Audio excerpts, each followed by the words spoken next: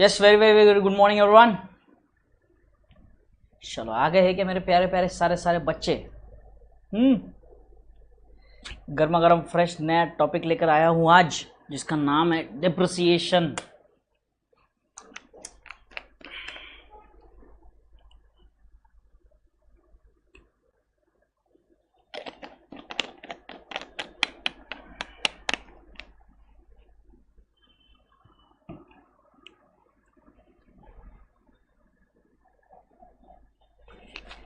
Just a minute.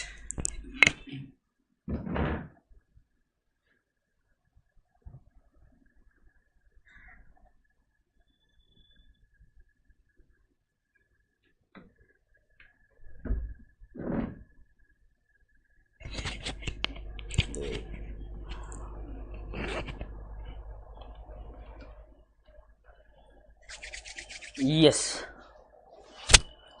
चलो, are you people ready?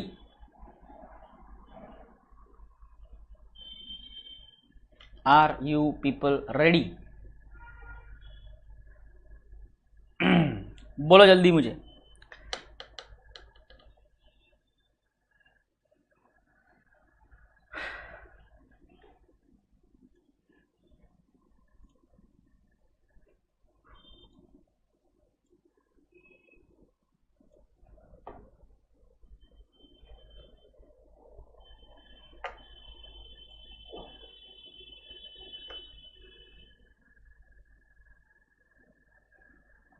Okay, Disprin Disprin, अरे Disprin, वाह वाह वाह, जहांगीर आज आया है। देखो जहांगीर आया है आज।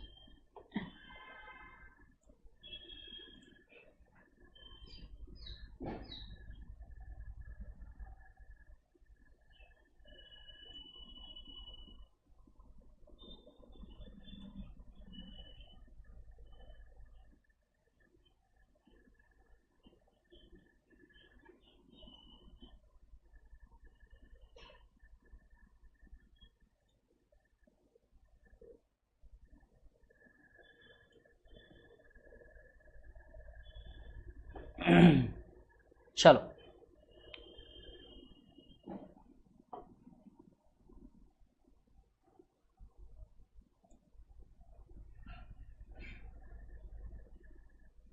अच्छा, कब से रेडी हो? मेरा ही वेट था, वो आ गया।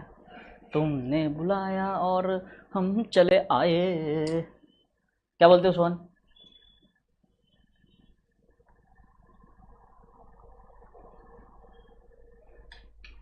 ठीक है, चलो बढ़िया। Okay, now there are many new students have join today. तो देखो, आज से ज्वाइन करवाने का रीज़न सिंपल था। आज हम स्टार्ट करने वाले एक नया टॉपिक जिसका नाम है डिप्रिसिएशन। ठीक है, जैसे ही लेक्चर ख़त्म हो जाएगा, लेक्चर के डिस्क्रिप्शन में मैं क्या कहते हैं, सीए फाउंडेशन अकाउंट्स का जो ये है, क्या कहते हैं, प्लेलिस्ट है, वो मैं पूरी प्लेलिस्ट डाल दूंगा जिसमें मेरे बेसिक्स के लेक्चर हुए हैं। और बेसिक्स के लेक्चर के अलावा बेसिक्स के लेक्चर के अलावा मैंने जो लिंक वगैरह है ग्रुप्स के वो भी डाल दूंगा। वो भी डले होंगे शायद, मोस्ट प्रोबेबली नहीं डले होंगे तो वो भी डाल दूंगा। प्लेलिस्ट में 10 एक अप्रॉक्सीमेटली 10 से 11 लेक्चर्स हमारे बेसिक्स के हैं और कुछ 7 लेक्चर्स हमारे रेक्टिफिकेशन ऑफ एरर्स के हैं। ठीक है, खतरा खतरा है, ग्रुप बहुत खतरनाक है। बैकग्राउंड में पत्तियाँ हिल रही है, हाँ हिल रही है। क्यों पसंद नहीं है? नॉर्मल स्टेबल बैकग्राउंड कर दूँ क्या? स्टेबल बैकग्राउंड करते स्टेबल बैकग्राउंड कर सकते हैं अपन, कोई बात नहीं। ठीक है, तुम लोगों को पसंद नहीं आ रहा है ना, तो बस चेंज कर देते इसको, कोई बात नहीं।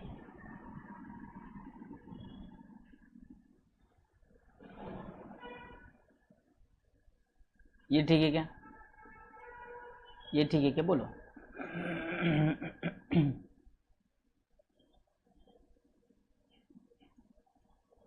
तो ये रखता हूँ, बोलो ये रखना है क्या?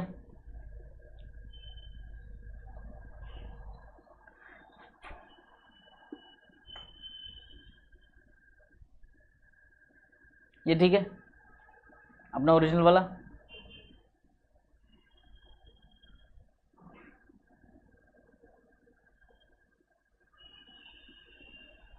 चलो सो टेंशन मत लो, अंदर आ गया हूँ मैं घर में, बाहर नहीं बैठा हूँ। अगर तुम बोलते हो बाहर जाओ सर तो बाहर चला जाऊँगा, कोई दिक्कत नहीं, तुम्हारी मर्जी, तुम बोलोगे वैसा करेंगे, कोई नहीं। This is okay, okay this is okay.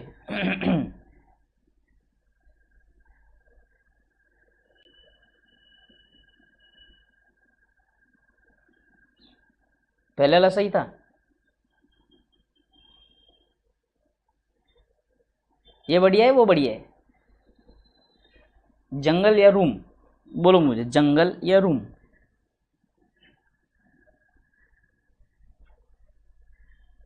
जंगल या रूम? पिछला वाला अच्छा था, डन। फिर चलो पिछला वाला लेते हैं। खुश, तुम खुश तो मैं खुश, तुम खुश तो मैं खुश। लो जंगल।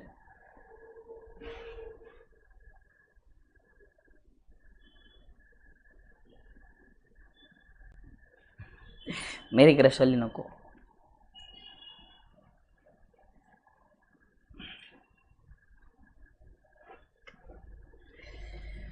नहीं भाई नहीं, आपने क्रश वाला वगैरह नहीं, वो राज बाहर आ जाएगा सबके सामने, है ना। चलो आ जाते हैं कंसेप्ट ऑफ डेप्रिसिएशन पे, ठीक है। अभी ध्यान से सुनो मेरी बात, जो बच्चे नए हैं उनके लिए बोल रहा हूँ, जो बच्चे नए हैं उनके लिए बोल रहा हूँ। आप क्या करेंगे, आप जो पिछला बैकलॉग है वो आप कवर करेंगे। कैसे sir? Daily 1 lecture, go through by daily 1 lecture, एक लेक्चर आप देखेंगे, हो जाएगा आपका, ठीक। जूम पे हम जब मिलेंगे, संडेज को हमारी जूम मीटिंग फिक्स होती है 11:30 बजे। एक और जूम मीटिंग रखने की सोच रहा हूँ, हफ्ते में 2 बार रखेंगे। वेडनेसडेज को भी एक जूम मीटिंग रखने की सोच रहा हूँ, वेडनेसडे को भी मिलेंगे। मैं एक बार पवन सर से बात करता हूँ, पवन सर से बात करके उनका टाइमिंग क्या है, उसके बाद मेरा जूम मीटिंग में रात में रखेंगे, मतलब खाना वाना खा के मस्त बढ़िया से मिलेंगे गप्पे वप्पे मारने को। यस ठीक है। तो उसमें जो वेडनेसडे को भी एक जूम मीटिंग रखेंगे और संडेज को भी एक जूम मीटिंग रखेंगे। तो गले की हालत खराब है आज।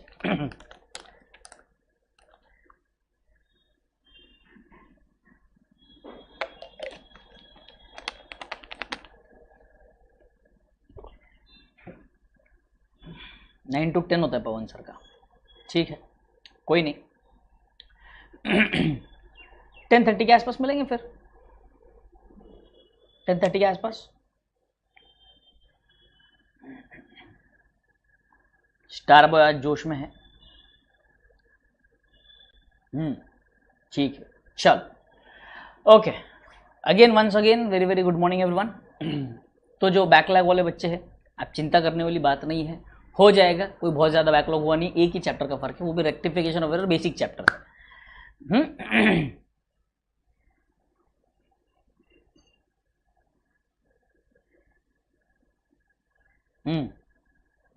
ठीक है, चलो yes let us begin. Thank you Khushi, I am very very fine and hope you people are also doing very good. So now without wasting our time let us begin with a new topic जिसका नाम है depreciation. Again an important topic. जैसे हमने rectification of errors खत्म किया, rectification of errors में मान के चलो अप्रॉक्सीमेटली 5 से 10 मार्क का वो क्वेश्चन आता है आपका, और ये भी आपका मान के चलो 5 से 10 मार्क का क्वेश्चन आता है। क्वेश्चन नंबर 2, 3, 4 ये 3 क्वेश्चंस में इनका आपको प्रभाव दिखेगा। Bank reconciliation statement, rectification of error, depreciation, average due date, account current, ये जो टॉपिक्स है आपको मोस्ट ऑफली क्वेश्चन नंबर 2, 3, 4 के इर्द गिर्द मिलेंगे, ठीक है। अब ध्यान से सुनेंगे, depreciation is the very important topic, very very important topic. इसमें गड़बड़ होती है बच्चों को थोड़ी डेट्स के साथ, डेट्स कैसे मैनेज करना है, क्या करना है, तो चिंता नहीं करना, उसके लिए मैं आपको एक छोटा सा एक ट्रिक दे दूंगा कि कैसे हमें सम को समझना है, कैसे नहीं समझेंगे। तो एक बार वो समझ में आ गया तो काफ़ी है। डेप्रिसिएशन वाले चैप्टर में हमें याद रखना है सबसे इंपॉर्टेंट क्या होता है, इसके वर्किंग नोट सबसे ज़्यादा इंपॉर्टेंट होते हैं। डेप्रिसिएशन के वर्किंग नोट को ही आपको ज़्यादा से ज़्यादा मार्क मिलेंगे। किसके लिए मिलेंगे सर? डेप्रिसिएशन के वर्किंग नोट के लिए। वर्किंग नोट को ही मार्क्स है, ठीक है। दूसरी बात, अब मान के चलिए फॉर एग्जांपल जैसे अभी पावर इश्यूज, अभी बारिश के मौसम में बार बार लाइट फेलियर इश्यूज बार बार हो रहे हैं, ठीक है। तो क्या हो जाता है ना, कभी कभी 5 मिनट के लिए 10 मिनट की लाइट चली जाती है, फिर वो बैकअप वगैरह है सोसाइटी का, तो वो बैकअप वगैरह आने में 5 मिनट 10 मिनट लगते हैं। उसके बाद अगर कभी लाइट आती है, नहीं आती है, तो मान लीजिए अगर ऐसा होता है तो क्या करेंगे, क्योंकि बच्चे 2 दिन से परेशान हो रहे थे लाइट के चक्कर में, लेक्चर हो रहा है नहीं हो रहा है, मोबाइल वाईफाई से कनेक्ट कर रहे नहीं कर रहे, तो उतना 5-10 मिनट के लिए हम लोग क्या कर लेंगे, उतना 5-10 मिनट के लिए हम लोग लेक्चर बंद कर देंगे। जैसे मान लो अभी आज डेप्रिसिएशन लेक्चर नंबर 1 है, तो अगर ऐसा कुछ अगर होता है तो मैं ये स्ट्रीम एंड कर दूंगा, ये स्ट्रीम क्या करूंगा, एंड कर दूंगा, और फिर ये लेक्चर का नाम दे दूंगा 1A, फिर हम एक नया लेक्चर स्ट्रीम स्टार्ट कर दूंगा जिसका नाम दूंगा मैं 1B नाम दे दूंगा। मतलब समझ में आ जाएगा हमको कि लेक्चर नंबर 1 का ही पहला पार्ट और दूसरा पार्ट है ना। तो हम वेट करने की ज़रूरत नहीं है, जैसे आएगा नया लिंक मैं बनाकर डाल दूंगा, किस पे, आपके व्हाट्सएप ग्रुप पर डाल दूंगा सारे, और फिर से ज्वाइन करने बोल दूंगा, ठीक। तब तक चिंता करने वाली बात नहीं है। साक्षी ने सोहन के सिर पे मारा है हथौड़ा, बढ़िया।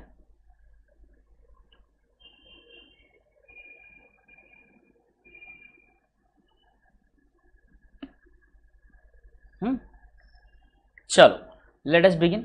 सबसे पहले पहला काम, धड़ाधड़ धड़ाधड़ धड़ाधड़ जितने भी बच्चे प्यारे प्यारे आए हैं सब लोगों ने लाइक ठोकना है, सब लोगों ने लाइक ठोकना है। लाइक ठोका नहीं किसी ने, लाइक ठोको तो मैं आगे बढ़ूंगा। इक्विलिब्रियम मेंटेन होना चाहिए। देखो कंपनी अकाउंट्स में एक सब्सक्रिप्शन का कॉन्सेप्ट होता है। जब भी कंपनी शेयर इशू करती है तो 90% शेयर सब्सक्राइब होने चाहिए, अगर नहीं होते हैं तो इशू कैंसिल कर दिया जाता है, पैसे वापस दे दिए जाते हैं शेयर होल्डर्स को, ठीक है। तो वैसे अगर लेक्चर में जितने व्यूअर्स है उतने लाइक आएंगे तो लेक्चर आगे बढ़ेगा, नहीं तो फिर लेक्चर कैंसिल हो जाएगा। लाइक ठोको जल्दी जल्दी जल्दी, लाइक ठोको। दिसंबर अटेम्प्ट का वास्ता है सबको, सबको दिसंबर अटेम्प्ट का वास्ता है।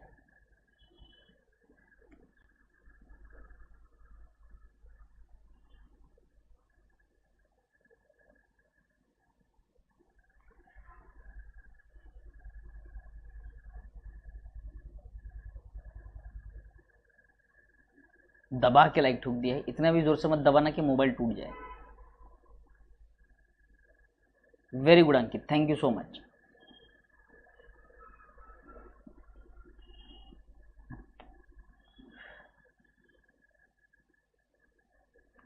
अबरार ने तो हथौड़ा ही ठोक दिया लाइक का। चलो बढ़िया, आगे बढ़ते हैं, कम ऑन।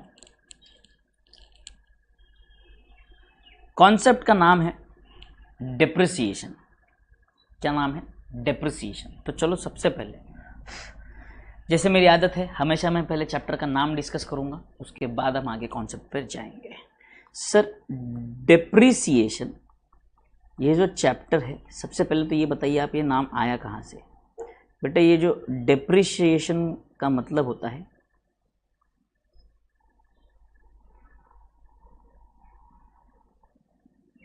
ये जो आया है वर्ड कहाँ से आया है? डेप्रिटियम।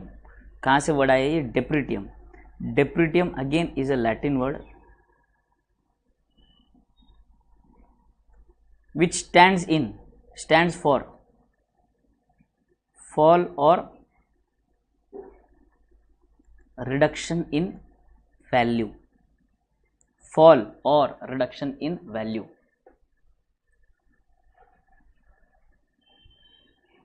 ठीक, जो नए नए बच्चे आए लाइक ठोको भाई। ठीक है, यहाँ तक क्लियर सबको? डेप्रिटियम कहाँ से वर्ड आया है? डेप्रिटियम, एक मिनट, आई लिख दिया मैंने यहाँ पे गलती से, आई नहीं है ये, ई है। Depreciation has derived from the word depretium which is a Latin word and which means fall और रिडक्शन इन वैल्यू और प्राइस। फॉल इन प्राइस और fall in value, which means fall in price और fall in value. तो हमारे लिए depreciation अगर कहूँ मैं, ये मेरे साथ लिखो, मेरे साथ लिखो, तो हमारे लिए अगर मैं कहूँगा तो डेप्रिसिएशन जो है, for us in a very simple language, depreciation is reduction in value of assets, depreciation is reduction in value of assets. बराबर है, यहाँ तक क्लियर सबको? Fall in the value of fixed assets, very good. धीरे धीरे आगे बढ़ेंगे।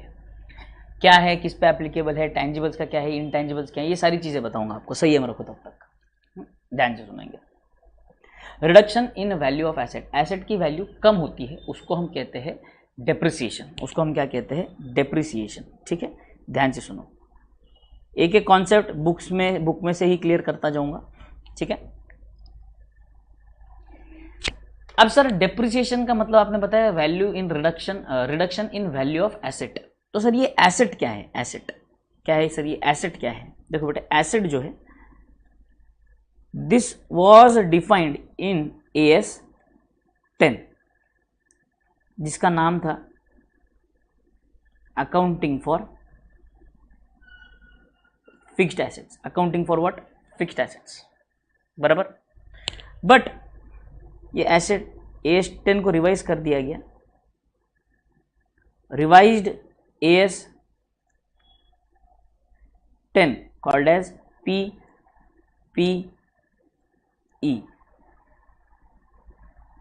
P stands for property, P stands for plant and E stands for equipment. Property, plant and equipment, PPE, property, plant and equipment। ठीक है, AS 10 PPE के बारे में बात करता है, उसको रिवाइज कर दिया गया है। ठीक है, very important, very very important. We are going to read the definition of plant, property, plant and equipment. Of what? Property, plant and equipment. तो सब लोगों ने ध्यान देना है, बहुत इंपॉर्टेंट है, थोड़ा सा टेक्निकल है। ठीक, ध्यान से सुनिए। PPE आर टेंजिबल आइटम, ध्यान से समझना है। इन्होंने क्या नाम दे दिया? सबसे पहले इन्होंने स्कोप लिमिट कर दिया टेंजिबल, तो इसमें इनटेंजिबल्स आएंगे क्या सर? इनटेंजिबल्स आएंगे क्या सर? इनटेंजिबल्स नहीं आने वाले बेटे। Goodwill, copyright, patent, trademark, brand name, ये सारी चीजें इसमें नहीं कवर होती। AS 10 बिल्कुल कवर नहीं होती है। ठीक है, are held for use in production और सप्लाई ऑफ गुड्स और services for rental to others for administrative purposes. आइला tangible item held for what? Held for what? Production. Production की बात करें तो देखो, प्रोडक्शन की बात करें, एग्जाम्पल देता हूँ एक एक का। प्रोडक्शन की बात करें तो आपका जो प्लांट एंड मशीनरी है, प्रोडक्शन में जो आप मशीन यूज कर रहे हो, number 1। Number 2, supply of goods में, सप्लाई ऑफ गुड्स में आपकी दुकान है, शॉप है, स्टोर है ना, शॉप लिख देता हूँ। या डिलीवरी व्हीकल है, डिलीवरी साइकिल, डिलीवरी वैन है, वो आ गया आपका। सर्विसेज प्रोवाइड करने में भी एसेट यूज होती है, जैसे होटल्स हो गए। बराबर है। अब होटल्स वाले आपको अकोमोडेशन देते हैं, तो वहाँ पे रहने के लिए जगह देते हैं। घर आपके नाम, वो होटल थोड़ी ना आपके नाम करते हैं, वो जगह रहने के लिए देंगे, तो वो होटल उनके लिए एसेट हुआ, क्योंकि वो आपको सर्विसेज प्रोवाइड करने में मदद कर रही है। मेरा जो कंप्यूटर है, मेरा जो लैपटॉप है, जिसकी मदद से मैं आपका लेक्चर ले रहा हूँ, ये आपको सर्विस प्रोवाइड करने में मेरी मदद कर रहे हैं। बराबर है। Services rental to others, rental to others आपको पता ही है, आजकल गाड़ियां रेंट पर दी जाती है, घर रेंट पर दिए जाते हैं, ऑफिस प्रीमाइसेस रेंट पर दिया जाता है। एडमिनिस्ट्रेटिव पर्पसेस, एडमिनिस्ट्रेटिव पर्पसेस में आपका ऑफिस फर्नीचर आ गया, आपके ऑफिस के कोई इक्विपमेंट्स आ गए। बराबर है। फर्नीचर फिटिंग्स आ गए, इलेक्ट्रिकल फिटिंग्स आ गए, फर्नीचर फिक्सचर जिसको हम कहते हैं। बराबर है। ये सारी चीजें तो यूज होना जरूरी है। एसेट का याद रखना हमें डेफिनेशन उसका, it is held for use, held for use. हाँ, are expected to be used during more than a period of 12 months, more than a period of 12 months, जिसकी लाइफ 12 महीने से ज्यादा के लिए आप उसको यूज करने हो। लाइफ का कुछ लेना देना नहीं है, लाइफ चाहे 5 साल हो, 8 साल हो, 10 साल हो, 20 साल हो, बट आप 1 साल से ज्यादा के लिए उसको यूज करने वाले हो, तो वो आपका एसेट है। वो क्या है? आपका एसेट है, property, plant and equipment, PPE, वो आपका फिक्स्ड एसेट रहेगा। याद रखना है हमको, जब गुड्स का डेफिनेशन आता है तो वो क्या कहेगा? Those are tangible items held for, यहां पर देखो एसेट की बात करूंगा तो asset is tangible item held for use, use उन्होंने बता दिया आपको, दो चीजें यूज में, यूज क्या चीज बताई उसने, प्रोडक्शन,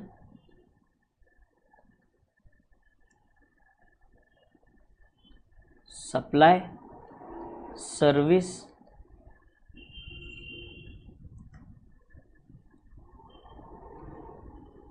एडमिनिस्ट्रेशन, ठीक है, and very important more than 12 months, held for use बोला है उसने, ठीक है। गुड्स की अगर मैं बात करूं,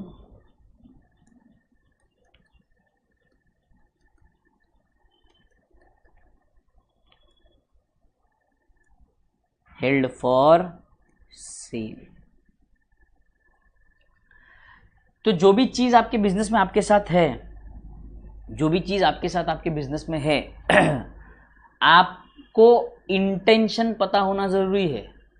आपका जो भी बिजनेस है, बिजनेस में जो भी चीज आई है उसका इस्तेमाल कैसे करने वाले हो आप, क्या आप उसे बेचने वाले हो या आप उसे यूज करने वाले हो। अगर आप उसको यूज करने वाले हो प्लस वो यूज 12 महीने से ज्यादा का रहेगा तो वो आपके लिए एसेट है। वो क्या है आपके लिए, एसेट है सर। बट मान के चलते हैं कि कुछ चीजें आपने ऐसी खरीदी है जो आप बेचना चाहते हो, जिसे आप बेचना चाहते हो, उसे हम कहेंगे गुड्स। इंटेंशन पे डिपेंड करता है कि whether it is a good और whether it is an asset. यहां तक क्लियर है सबको? आई होप यहां तक क्लियर सबको। बोलो यहां तक दोनों कॉन्सेप्ट क्लियर है क्या? हेल्ड फॉर यूज होगा तो एसेट है, हेल्ड फॉर सेल होगा तो गुड्स है। तो सीधी बात है, ये जो डेफिनेशन के बेसिस पे अगर हम जाएंगे तो मान के चलते हैं कि जैसे एग्जांपल दूं अगर आपको, तो अगर मैं कोई मोटरसाइकिल परचेस करता हूं या मोटर कार परचेस करता हूं, तो ये जो है ना बेटे, मोटर कार या मोटरसाइकिल जो है ना, ध्यान से समझो, वो मेरे लिए एसेट है क्योंकि मैं खरीदूंगा और उसको यूज करूंगा, 1 साल से ज्यादा का यूज करने वाला हूं मैं। बट अगर वही कोई आपके आसपास वाला जो मोटरसाइकिल डीलर है, कोई भी गाड़ियों की शोरूम है, वो गाड़ी क्यों खरीदते हैं बेटे? गाड़ियां बेचने के लिए खरीदते हैं। तो वही गाड़ी जो मेरे लिए एसेट होगी वो उनके लिए गुड्स होंगे। कंस्ट्रक्शन कंपनी वालों के लिए ऑफिसेज, फ्लैट्स, शॉप्स, ये जितनी भी चीजें हैं उनके लिए गुड्स है क्योंकि वो बना ही रहे हैं आपको बेचने के लिए। बट मेरे लिए, अगर मैं वो ऑफिस परचेस करता हूं तो ऑफिस मेरे लिए एसेट है। मैं हर साल नया एसेट थोड़ी ना खरीदता हूं, हर साल नया ऑफिस थोड़ी ना खरीदूंगा क्या? बिल्कुल भी नहीं। बोलो समझ में आ रहा है यहां तक सबको? बोलो यहां तक समझ में आ रहा है सबको? एवरीबॉडी क्लियर है? आगे बढ़ूं मैं?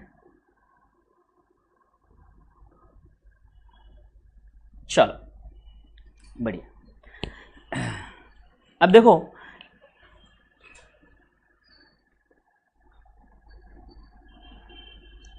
यहां पर इन्होंने कुछ रीजंस दिए हैं। Value of such assets decreases with passage of time mainly due to the following reasons. ये क्या है आपके?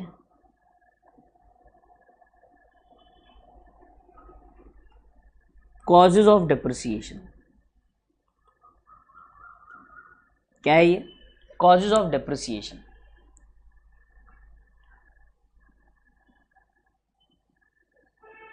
बराबर। सोहन अपना ग्रुप है ना बेटे, वहां पे सब देखते ना ये सारी चीजें। यहां पर अभी लेक्चर में ध्यान दो, इंपॉर्टेंट है।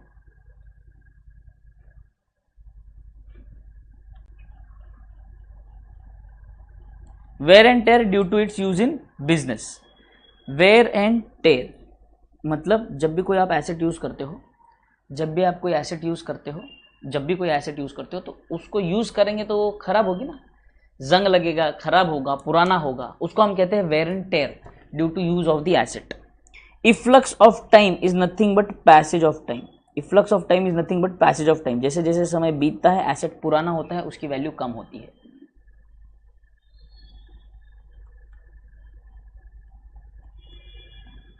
परफेक्ट है सोहन, परफेक्ट है। जो भी चीज हम बिजनेस चलाने के लिए यूज करते हैं उसे हम एसेट कहेंगे। ऑब्सोलेसेंस ड्यू टू टेक्नोलॉजिकल और अदर चेंज। ऑब्सोलेसेंस का मतलब क्या? आउटडेटेड। ऑब्सोलेसेंस का मतलब हो जाता है आउटडेटेड, पुरानी हो गई चीज। जैसे अभी बटन वाला मोबाइल, QWERTY कीपैड, अभी QWERTY कीपैड आ गया। पहले वो छोटा वाला मोबाइल आता था, है ना, 1 2 3 4 5 6 7 8 9 10 वो वाले नंबर वाले मोबाइल आते थे। वो अभी गए, टेक्नोलॉजी चेंज हुई, QWERTY कीपैड वाले मोबाइल आए, वो भी चले गए, अब टच स्क्रीन वाले आ गए। तो बट वेरी ऑब्वियस है, अब टच स्क्रीन का ज़माना है तो वो बटन वाले मोबाइल का वैल्यू तो कम ही होगा ना, सीधी बात है। बोलो हाँ या ना, अरे बोलो ना।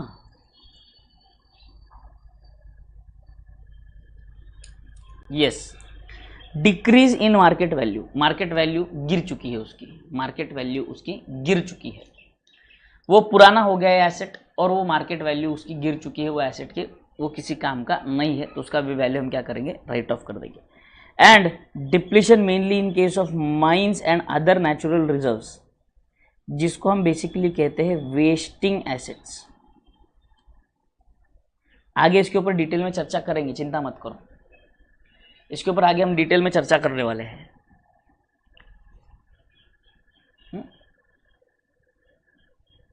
ठीक है, बढ़िया। नाउ यहां तक क्लियर है सबको? Causes of depreciation, causes of depreciation, काम करो इसको, आप क्या करेंगे, कॉजेज ऑफ डेप्रिसिएशन, इसका स्क्रीनशॉट ले लो, ये आपको होमवर्क है आज का पहला, ये आपको नोटबुक में लिखना है, आपके क्लास वर्क नोटबुक में, क्लास वर्क नोटबुक में लिखना है। तरुण कुमार, मेरे लाडले स्टूडेंट्स बहुत पहले आ चुके हो, बेशर्म इंसान, लेट उठते हो, जल्दी उठने की आदत लगाओ।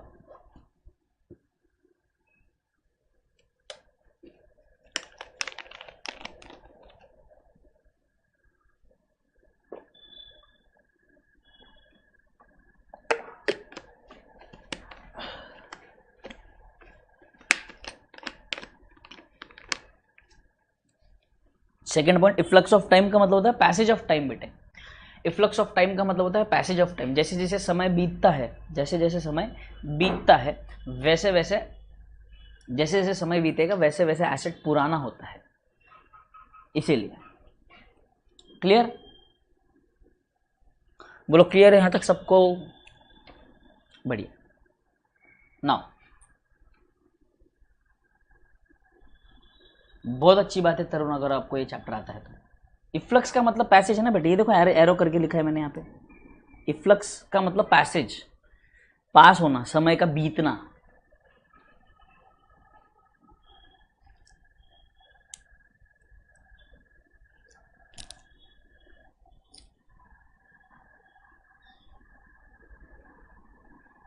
डिप्रेशन वाली फ्लो चार्ट का स्क्रीनशॉट नहीं लेना था बावले, उसको लिखना था, ये होमवर्क है इसलिए स्क्रीनशॉट लेने बोला है मैंने, इसका स्क्रीनशॉट नहीं लेना है, इसको लिखना है, इसको लिखो, लिखो इसको, और फिर इसके बाद कॉजेज ऑफ डेप्रिसिएशन लिखना और थोड़ी सी 4-5 लाइन के लिए जगह छोड़ देना उतना लिखने के लिए, है ना?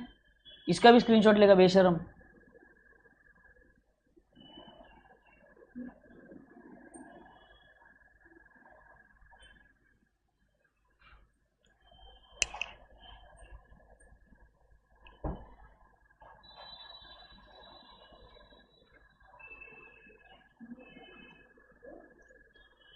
अरे तरुण, रील क्या बना रहा है यहाँ पे? भविष्य बनाओ, रील बनाओगे तो भविष्य अंधकार में चला जाएगा।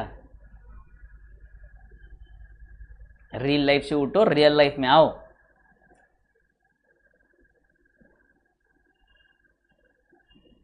स्टार्टिंग का कौन सा स्टार्टिंग का? ये लो, मेरा मैसेज इग्नोर मार दिए। कौन सा मैसेज इग्नोर मार दिया भाई तेरा? पहला मैसेज तो दिख रहा है अभी मुझे तेरा।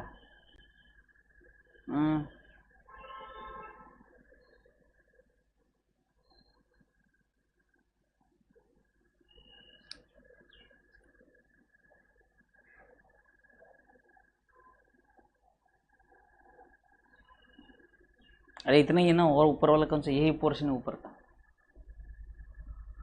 यही से तो स्टार्ट किया था मैंने।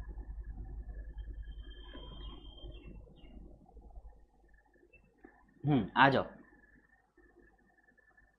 87 लाइव है, बढ़िया।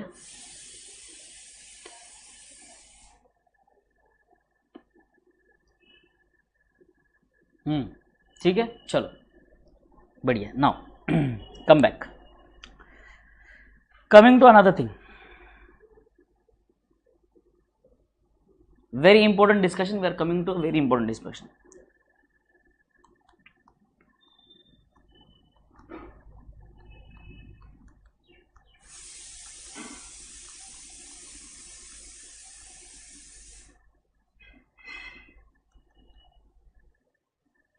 Components of depreciation,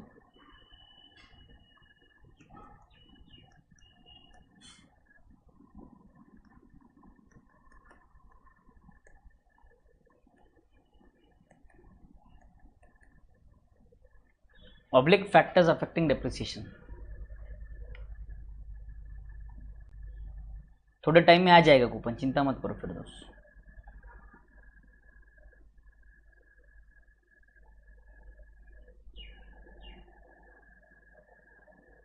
clear?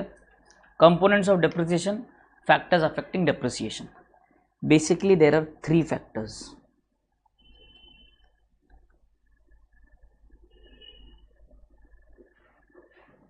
ये मेरे साथ लिखना है, cost of asset,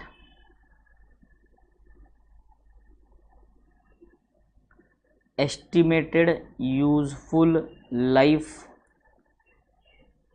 of asset,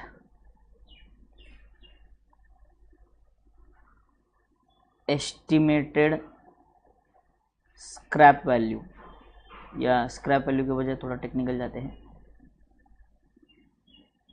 residual value.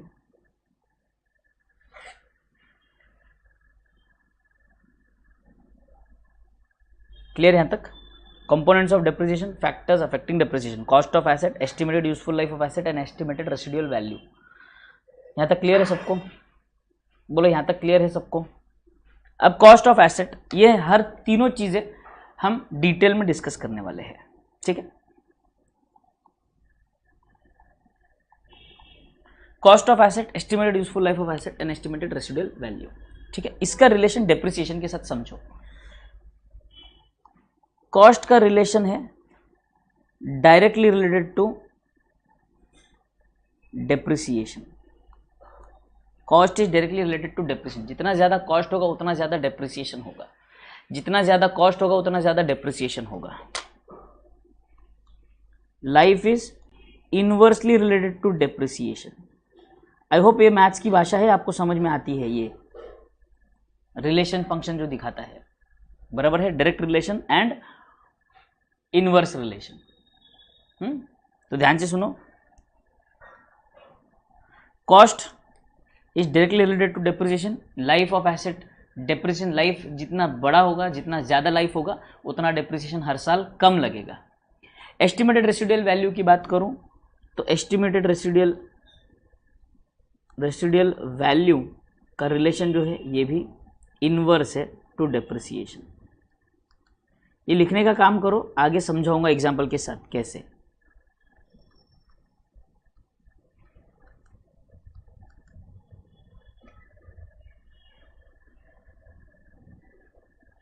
गाजर क्या है? जहांगीर को गाजर चाहिए, दे दो भाई।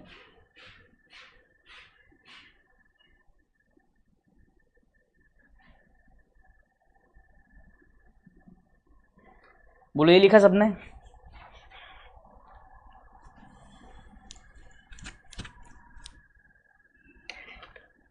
आ जाओ नाउ, वन बाय वन।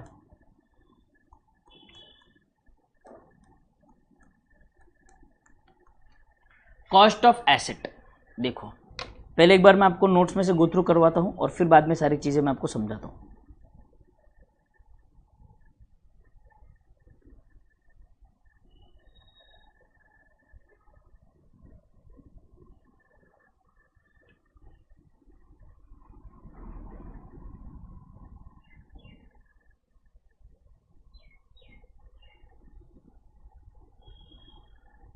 एक कहाँ गया वो point?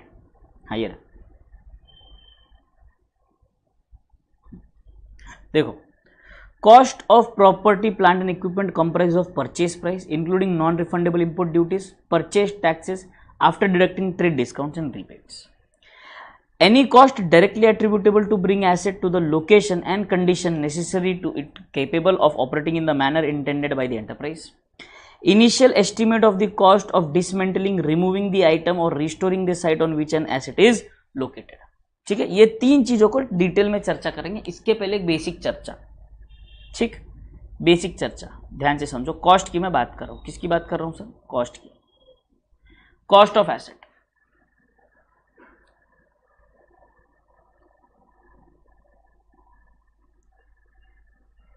Very good Tarun ji, very good, I am so proud of you. Number 1 देखो, cost of asset. Cost of asset की अगर हम बात करें तो ध्यान से सुनो, cost of asset include what? Purchase price, ये लिखेंगे मेरे साथ, non refundable duties and taxes,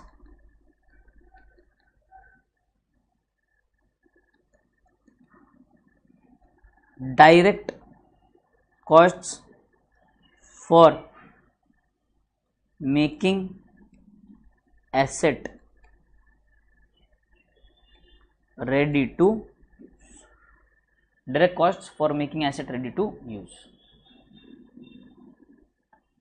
clear?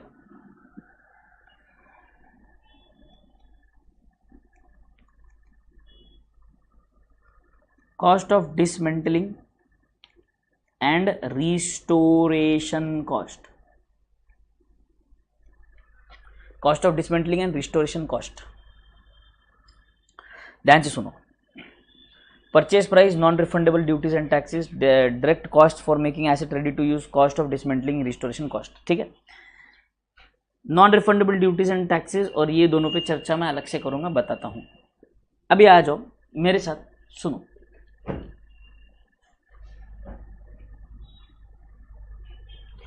ध्यान से सुनेंगे। मान लो मैं रहता हूं पुणे में, कहाँ रहता हूं मैं? पुणे में, और मैंने चेन्नई से एक मशीन मंगवाई है।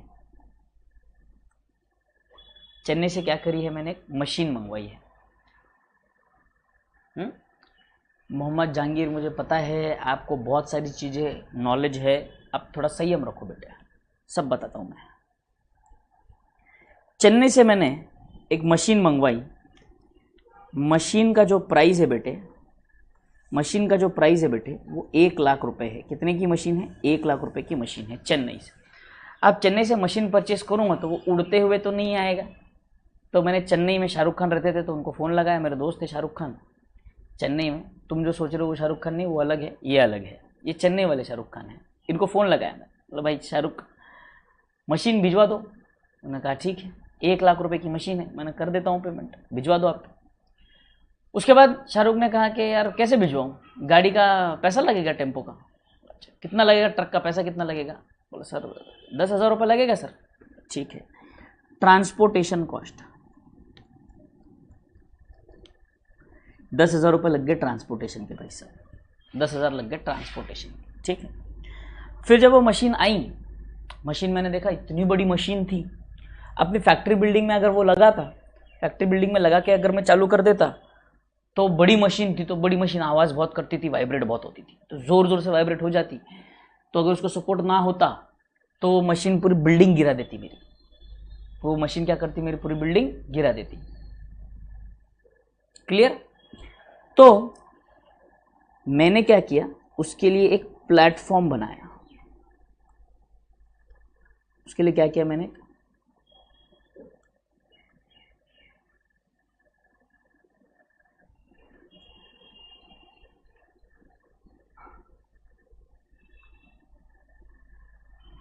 प्लेटफॉर्म बनाया। मतलब क्या, देखो इतनी बड़ी मेरी मशीन थी, जो मशीन थी उसके लिए मैंने क्या, नीचे से ज़मीन पर बस बढ़िया से सीमेंट वीमेंट ईट वीट पत्थर उत्तर डाल के एक प्लेटफॉर्म बनाया। इसके ऊपर वो मशीन रख दी और उसको ज़मीन में फिक्स कर दिया। फिक्स कर दिया। क्लियर यहाँ तक? यहाँ तक क्लियर है? हाँ सर यहाँ तक क्लियर। तो ये प्लेटफॉर्म बनाने का कुछ खर्चा आया 5,000 रुपया। ठीक है, फैक्ट्री के बाहर मैंने एक शेड बनाया। फैक्ट्री के बाहर मैंने एक शेड बनाया, उसका 2,000 रुपया खर्चा आ गया। ठीक है, फैक्ट्री है ना, फैक्ट्री लगी थी, यहाँ पे फैक्ट्री है मेरी। फैक्ट्री के बाहर एक दीवार है, तो फैक्ट्री की दीवार पे मैंने क्या किया, बढ़िया सा एक गप्पे वप्पे मारने के लिए मेरे स्टाफ को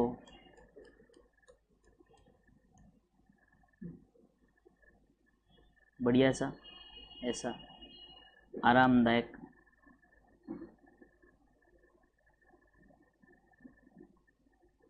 बैठो गप्पे वप्पे मारो, पत्ते उत्ते खेलो, कैरम खेलो। तो शेड बनाया मैंने, फैक्ट्री के बाहर एक शेड बनाया एम्प्लॉयज़ के लिए, शेड। तो शेड बनाने का खर्चा लग गया 2000 रुपया। कितना लग गया? क्लियर यहाँ तक? शेड के अलावा बेटे क्या करो ना, सुनो ना मेरी बात, मैं जो कॉन्सेप्ट पढ़ा रहा हूँ ना आपको, वो कॉन्सेप्ट पे ध्यान दे दो आप। वो सब जो डिसमेंटलिंग वगैरह जो भी तुम्हारी चर्चा चल रही है सब क्लियर होगा बेटे। तो संयम रखो, मेरी स्पीड पे चलो। आप यहाँ वहाँ भटको मत प्लीज, यहाँ वहाँ भटकने का काम मत करो।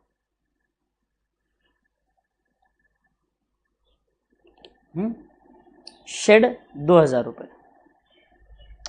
तरुण मैं ना अभी चैनल से ना निकाल दूंगा तुझे।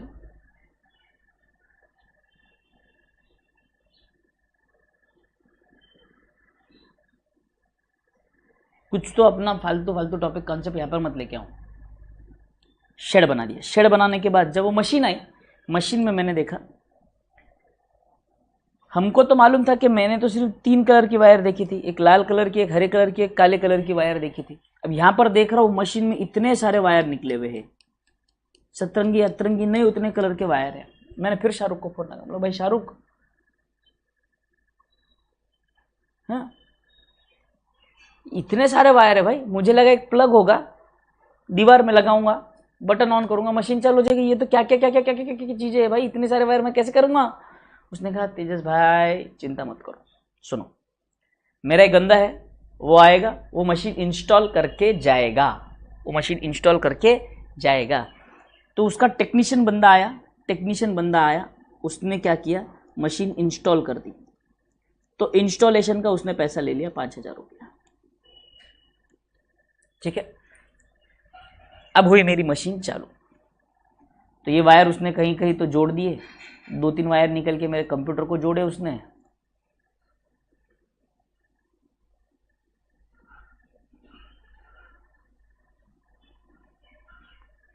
कंप्यूटर को भी वायर जोड़ दिया उसने ताकि मैं ऑपरेट कर पाऊँ, simple.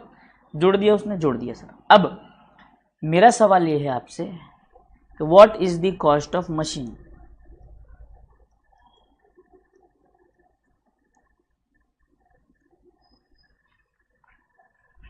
What is the cost of machine? सवाल समझा मेरा? What is the cost of machine? बोलो जल्दी। शेड मुझे चारपाई जैसा लग रहा है, ठीक है। What is the cost of machine? बोलो जल्दी।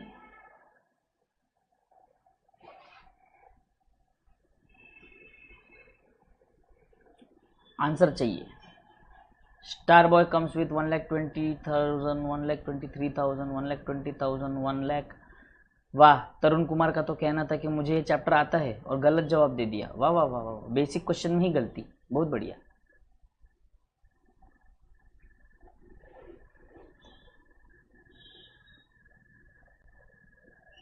ठीक है, तो भाई साहब आपको मैं बता दूं, इस एसेट का कॉस्ट 1,22,000 रुपये ना होते हुए 1,20,000 रुपये है। कितने रुपए है? 1,20,000 रुपये। क्यों सर? क्योंकि शेड का खर्चा इसमें काउंट नहीं होगा। शेड का खर्चा इसमें काउंट नहीं होगा। सर क्यों? ध्यान से सुनेंगे। यहाँ पर एक चीज़ लिखी थी मैंने, direct cost for making asset ready to use और direct cost attributable to the asset for making it ready to use. बात ध्यान से समझो, मशीन खरीदना जरूरी था कि हाँ, तो मशीन तो खरीदा है ना सर, 1 लाख का मशीन है, उसका परचेस प्राइस है, तो ये आएगा क्या सर? हाँ।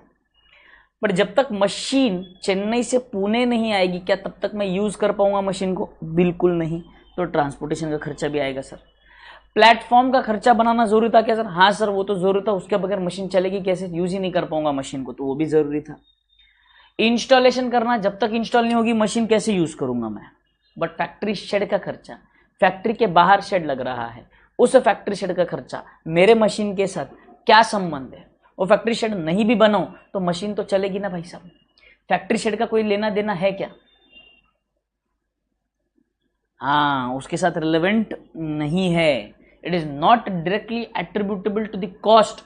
वो तो लगे हाथ तो प्लेटफॉर्म बन रहा था तो सस्ते में काम हो जाएगा, इसीलिए मैंने क्या कर दिया भाई, फैक्ट्री शेड भी लगा दो। समझ में आया क्या? तो इसीलिए उसका एसेट के साथ किसी प्रकार का कोई संबंध नहीं है। आई होप यहां तक क्लियर है सबको।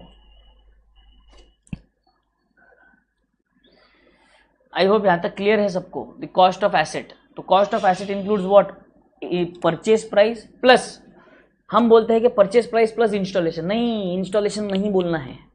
All the direct cost attributable to the asset, all the direct cost attributable to the asset, all the direct cost attributable to the asset for exclusively, या तो डायरेक्टली एट्रीब्यूटेबल द एसेट बोलेंगे, या तो हम कहेंगे कि all those direct cost which are exclusively used for making the asset ready to use, for making the asset ready to use. Simple, यहां तक क्लियर सबको।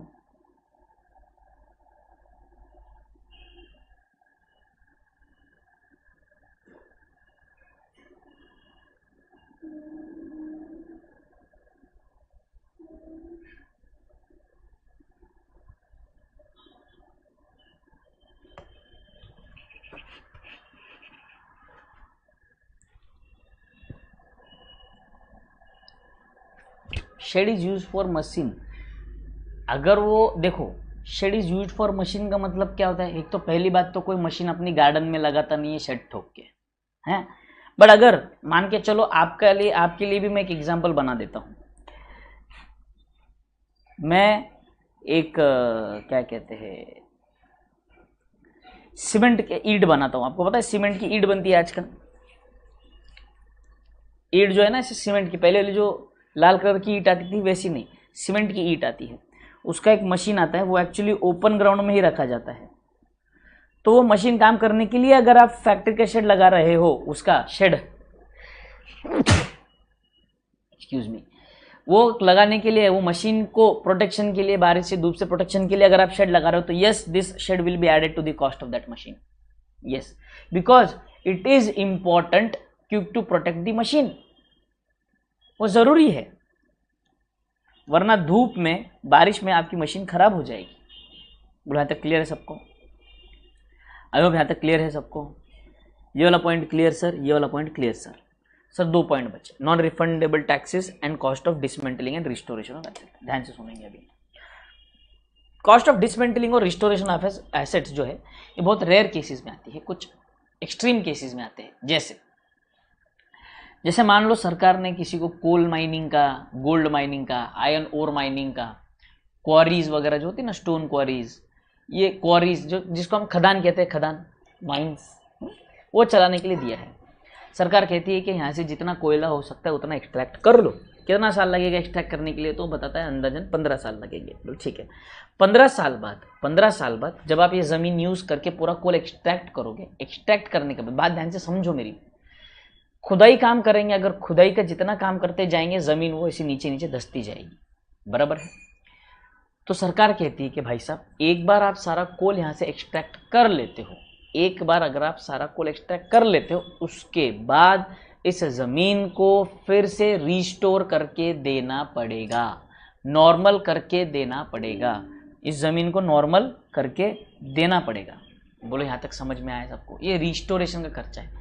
डिसमेंटलिंग का मतलब क्या होता है? डिसमेंटलिंग का मतलब होता है कि भाई साहब आपको, डिसमेंटलिंग का मतलब जो है, जो एसेट है या मशीन जो आपने बनाई है, उसके पुर्जे अलग अलग करके फिर से रख देना। अगर आपने रोबो मूवी देखी होगी रजनीकांत की, उसमें एंड में चिट्टी को वो लोग डिसमेंटल कर देते हैं। डिसमेंटल कर देते हैं मतलब उसका हाथ, पैर, सिर, रोबोट था ना भाई, मशीन था, इसीलिए हाथ, पैर, सिर, वो मशीन के पुर्जे सारे अलग अलग करके रख देना, उसको कहते हैं डिसमेंटलिंग। बोलो समझ में आया क्या? बोलो समझ में आया क्या? KGF वाला, वाह, एग्जाम्पल लेकर आए तो KGF वाला, वाह, बहुत बढ़िया। बोलो यहां तक क्लियर है सबको?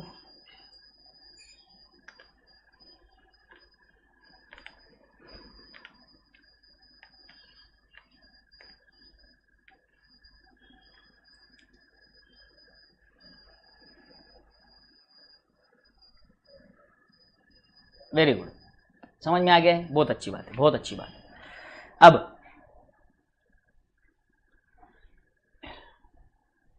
आ गया समझ में, बहुत बढ़िया। इसके बाद आप समझो डिसमेंटलिंग का कॉस्ट समझ में आ गया, non refundable duties and taxes. अब क्या होता था ना, ध्यान से सुनो, अब जो जीएसटी का कॉन्सेप्ट है, मेरे समय पे जब मैं आर्टिकलशिप में था या जब मैं पढ़ाई कर रहा था तब कॉन्सेप्ट था वैट का, और थोड़ा सा वैट के कॉन्सेप्ट को आगे बढ़ाकर इन्होंने वैट और सर्विस टैक्स थे, दोनों का ही कॉन्सेप्ट मिक्स करके इन्होंने, और इसके अंदर इन्होंने क्या कर दिया, जीएसटी कर दिया, एक ही गुड्स का वैल्यू कर दिया। बट बेसिकली दिस वैल्यू और this GST, this principle is based on basically VAT principle only. VAT का मतलब क्या होता है, वैट का मतलब होता है वैल्यू एडेड टैक्स। तो इसमें बेसिकली क्या होता है, देखो 100 रुपए का आप एसेट खरीदते हो, उसके ऊपर 10 रुपए का टैक्स भरते हो, ठीक है, वो वैल्यू होगी आपकी 110 की। जब आप सामने वाले पार्टी को सेल करोगे, ये क्या हुआ, परचेस हुआ, ठीक है, परचेस हुआ। जब आप सामने वाली पार्टी को सेल करोगे तो ये, इसको मैं कहूंगा इनपुट टैक्स। परचेस करते समय जो मैं टैक्स भर रहा हूं, सेल करूंगा, जब मैं सेल करूंगा तो मैंने उसकी प्राइस रखी है 150 रुपए, उसके ऊपर जो टैक्स लगेगा उसको मैं कहूंगा आउटपुट टैक्स 15 रुपए, 10% रेट चल रहा है टैक्स का, मान के चलते हैं, वो कितना हुआ, 165 रुपया। इतना मैं अपने कस्टमर से कलेक्ट करूंगा। ये क्या होगा, पेड टू वेंडर, इसको कहूंगा रिसीव्ड फ्रॉम कस्टमर, ठीक है। अब जब सरकार को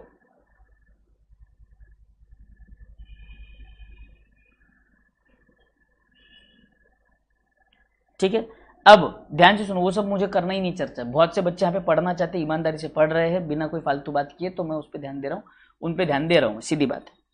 देखो बेटे, मेरे को एक बात समझो, मेरा कितना भी कोई भी फेवरेट स्टूडेंट हो, कितना भी अच्छा स्टूडेंट हो, मेरे साथ कितने से भी अच्छे से हो, मुझे घंटा नहीं फर्क पड़ता। मुझे फर्क तभी पड़ता है जब बच्चा पढ़ता है या नहीं पढ़ता है।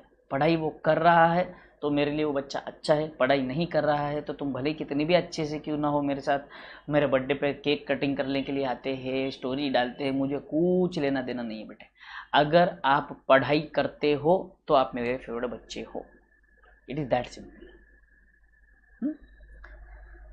रिसीव्ड फ्रॉम कस्टमर, देखो कॉन्सेप्ट में समझाने की कोशिश कर रहा हूं, जो एसेट, जो आपके डेप्रिसिएशन चैप्टर से संबंधित भी नहीं है, फिर भी मैं आपको समझा रहा हूं, आउट ऑफ द बॉक्स जाके समझा रहा हूं, और आप लोग हो कि आपको बाकी की चर्चा ही करनी है, वो समझ में नहीं आता मुझे। आउटपुट टैक्स की अगर बात करो तो सरकार कहता है कि भाई साहब, आपने कस्टमर से जितना टैक्स जमा करवाया है वो आप सरकार को दे दीजिए, जितना आपने कस्टमर से टैक्स लिया है उतना आप सरकार के कोष में जमा करवाइए। तो हमने कहा ठीक है, करवाते हैं जमा। बट ध्यान से सुनिए, 15 रुपए का टैक्स हमने कस्टमर से लिया है, बट उसके पहले ही हमने 10 रुपए का टैक्स दे दिया था अपने वेंडर को। तो वेंडर तो 10 रुपए का टैक्स आपको दे दिया है वेंडर ने, जो टैक्स तो मैंने ही दिया था, तो मैं एक्चुअली आपको टैक्स दूंगा सिर्फ 5 रुपए। तो अगर आप समझो तो यहाँ पर वैल्यू एडिशन कितना है, 100 का माल 150 में बेच रहे हो, मतलब आपने कितना वैल्यू ऐड किया, 50 रुपया, और 50 रुपया पे 10% कितना आता है, 5 रुपया। तो ये है वैल्यू एडेड टैक्स का कॉन्सेप्ट। तो ये जो है, ये जो आपको यहाँ पर क्रेडिट मिल रहा है पे करने के लिए, जो इनपुट क्रेडिट मिलता है, इसको हम क्या कहते हैं, इनपुट क्रेडिट। इसको हम क्या कहते हैं, इनपुट क्रेडिट जो मिल रहा है आपको, ये जो होता है ये एक प्रकार का इनडायरेक्ट रिफंड हुआ। डायरेक्टली सरकार आपको, या तो सरकार बोलेगी आप 15 रुपए दो, जो आपने वेंडर को पे किए थे 10 रुपए वापस दूंगा, उसके बजाय आप 15 रुपए देने वाले हो, 10 रुपए काट के मुझे 5 रुपए दे देना। तो इनडायरेक्ट रिफंड हो गया। वो क्या हुआ, इनडायरेक्ट रिफंड। इनडायरेक्ट रिफंड अगर होता है तो ध्यान से समझो, ये इनडायरेक्ट रिफंड की बात कर रहा हूं। तो यहां पर आपकी ड्यूटी, जो भी आपने वैट भरा है, ये आपको इसका रिफंड मिल रहा है। ऐसे ही जब हम एसेट परचेस करते थे पहले के कॉन्सेप्ट में, जब हम सेल्स टैक्स या वैट की वर्किंग करते थे, तो वहां पर गुड्स का एक कॉन्सेप्ट था और एक कैपिटल एसेट का कॉन्सेप्ट था। तो कैपिटल एसेट के ऊपर जितना भी वैट लगता था, एक एग्जांपल ले रहा हूं मैं आपको, I am not going exactly, अगर आप मान लो 100 रुपए का एसेट खरीदते हो, उसके ऊपर का 10 रुपए, उसके ऊपर 10 रुपए का वैट लगता है, तो ये कैपिटल एसेट अगर है तो कैपिटल एसेट में से 60% का आपको क्रेडिट मिलेगा and 40% is not eligible for credit। मतलब कि ये 10 रुपए में से 6 रुपए और 4 रुपए अलग होंगे। ये 4 रुपए जिसकी एलिजिबिलिटी नहीं है, जिसका रिफंड नहीं मिलेगा, क्रेडिट नहीं मिलेगा, तो ये मेरे लिए हुआ नॉन रिफंडेबल। मतलब ये पैसा रिकवर होने वाला नहीं है। ये 6 जो है ये रिफंडेबल है, ये रिफंडेबल है, ये एडजस्ट हो सकता है आउटपुट टैक्स के साथ। कहाँ एडजस्ट हो सकता है? आउटपुट टैक्स के साथ।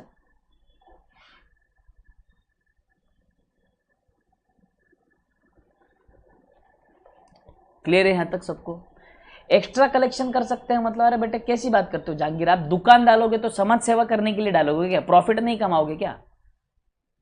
हाँ, प्रॉफिट कमाने के लिए अगर आप मान लो फॉर एग्जांपल अगर आप कॉटन खरीदते हो तो उसकी प्रोसेसिंग का खर्चा लगेगा, कॉटन को शर्ट में कन्वर्ट करने के लिए प्रोसेसिंग लगेगी, मशीनरी लगेगी, स्टाफ लगेगा, इन सब का खर्चा लगेगा, प्लस आपका प्रॉफिट लगेगा, तो उसमें वैल्यू एडिशन नहीं होगा क्या? खरीदने वाला गेहूं चावल खरीदने वाला तुमको 10 रुपए में खरीद के 10 रुपए में बेच रहा है क्या? नहीं ना, प्रॉफिट रख रहा है ना बीच में, तो वैल्यू एडिशन तो होगा ना। तो वैल्यू एडिशन जितना है सेल वैल्यू पर बेटे, सेल वैल्यू पर होता है। क्या होता है? सेल वैल्यू पर टैक्स लगता है। तो आप 10 रुपए का माल खरीद के 10 रुपए में थोड़ी ना बेचोगे।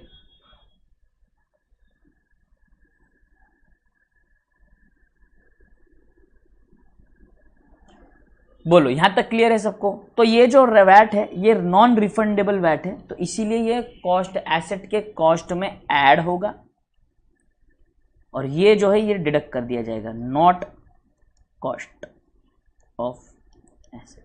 जिसका आपको रिफंड मिलेगा, जिसका आपको रिफंड मिलेगा वो एसेट के कॉस्ट में नहीं जाएगा, जिसका आपको रिफंड मिलेगा वो सॉरी जिसको आपको रिफंड मिलेगा वो एसेट के कॉस्ट में नहीं जाएगा, जिसका रिफंड नहीं मिलेगा वो एसेट के कॉस्ट में जाएगा। As simple as that. ऐसा क्यों हो रहा है? गरिमा जी ने डिलीट कर दिया।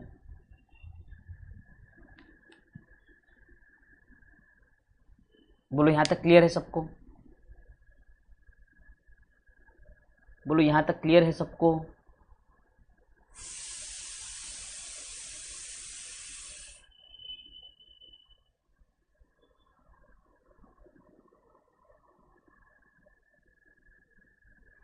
आ जाओ आगे बढ़ते हैं।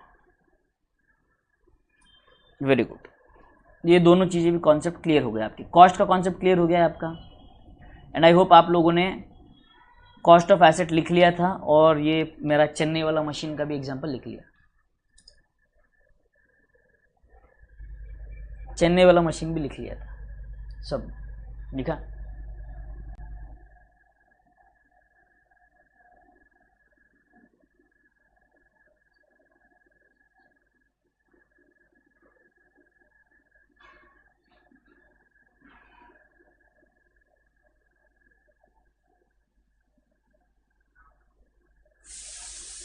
क्लियर है तक सबको? क्रेडिट मीन्स क्या होता है? ये क्रेडिट और वो क्रेडिट अलग है बेटे। ये क्रेडिट जो है, ये क्रेडिट आपको जो बेनिफिट मिलने वाला है पे करते समय आपको उतना कम पे करना पड़ेगा, उसको इनपुट क्रेडिट कहते हैं। ये आप इंटरमीडिएट में जब आप जीएसटी पढ़ोगे तब आपको आइडिया आ जाएगा। क्लियर है तक सबको? तो कॉस्ट में भाई साहब क्या ऐड होता है? सारे खर्चे ऐड होते हैं विच आर यूजफुल। देखो मैंने डिटेल में आपको कंसेप्ट बताया बेटे, उसके ऊपर उतना डिटेल वाला क्वेश्चन आने वाला नहीं है। अगर आपको वो कॉन्सेप्ट फिर से पढ़ना है तो आप बाद में रिकॉर्डेड लेक्चर फिर से देख लो चाहिए तो। उसके ऊपर जाने की जरूरत नहीं, मुझे ज्यादा फोकस एक बार मैंने आपको बता दिया क्यों आपको कंसेप्ट समझ में आ जाए, इसीलिए बार बार जो कंसेप्ट एग्जाम में आने वाला नहीं है उसके ऊपर बार बार रिपीटेशन देके कोई भी मतलब नहीं है, अर्थ नहीं है।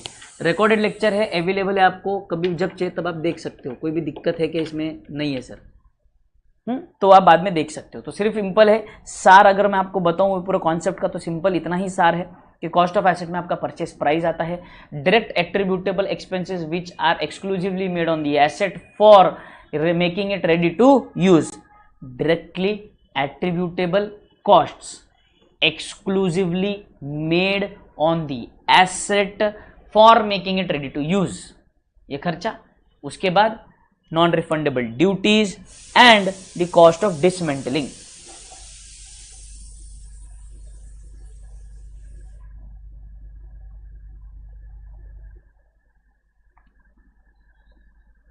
आईटीसी, हाँ इनपुट टैक्स क्रेडिट, बराबर है।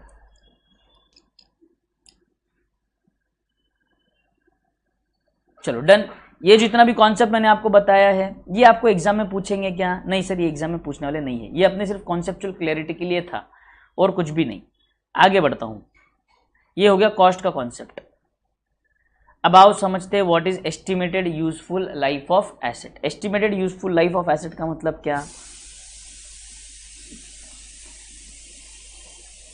एक्चुअली एस्टिमेटेड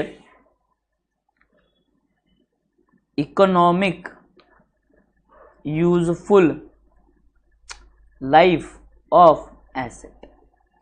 ठीक है, अब ध्यान से सुनना है मेरी बात।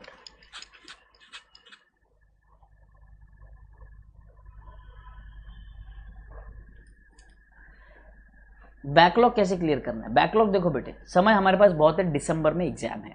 एक सब्जेक्ट उठाओ, एक सब्जेक्ट उठाओ, उसके ऊपर फोकस करो। एक हफ्ते में 10 दिन में वो एक सब्जेक्ट का बैकलॉग खत्म करो। एक हफ्ते में 10 दिन में एक सब्जेक्ट का बैकलॉग खत्म करो, फिर दूसरा सब्जेक्ट उठाओ, फिर तीसरा सब्जेक्ट उठाओ, ऐसे करो। क्लास कब होगा? दिनकर कुमार, रोज क्लास होगा, everyday morning 8 o'clock my lecture. 8 o'clock every day morning 8 o'clock is my lecture. आपके व्हाट्सएप ग्रुप पे शेड्यूल्स आएंगे तो शेड्यूल्स भी डाल देंगे।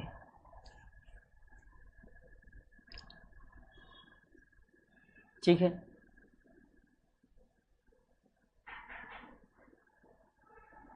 Estimated economic useful life of asset. अब ध्यान से समझते हैं what is estimated economic useful life of asset. मतलब दिस इज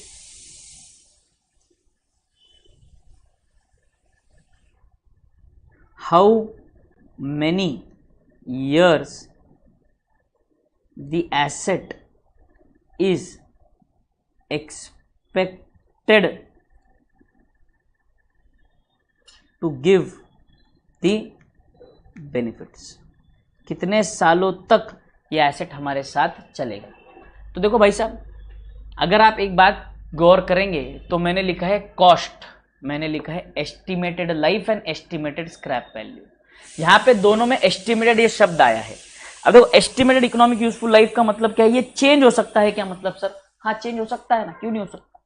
आपने गाड़ी खरीदी, आपने सोचा कि अभी 5 साल कम से कम अभी देखने की जरूरत नहीं है, 3 साल बाद गाड़ी का इतने बुरी तरह एक्सीडेंट हो गया, क्या वो किसी काम का नहीं, कबाड़ी में डालो, नया गाड़ी खरीदो। तो it's an estimated useful life of asset. Breakdown हो सकता है एसेट का, कुछ भी हो सकता है, ऐसे भी हो सकता है। कोई कोई तो ऐसे कि सर मेरे पिताजी की गाड़ी है, मैं अभी तक यूज़ कर रहा हूँ सर। हाँ। तो मतलब 20 साल से भी उन्होंने 20 साल से भी वो एसेट यूज़ कर रहे हैं, वो गाड़ी यूज़ कर रहे हैं। तो एस्टिमेशन तो लगाया था कि 5, 8, 10 साल चलेगा, बट 25 साल से गाड़ी चल रही है। तो इसलिए क्या है एस्टिमेटेड इकोनॉमिक यूजफुल लाइफ का मतलब क्या? How many years the asset is expected to give the benefits. कितने सालों तक ये एसेट हमारे साथ रहेगा, कितने सालों तक ये हमें बेनिफिट देगा। As simple as that. बोलो आई होप यहां तक क्लियर है सबको? बोलो यहां तक क्लियर है सबको?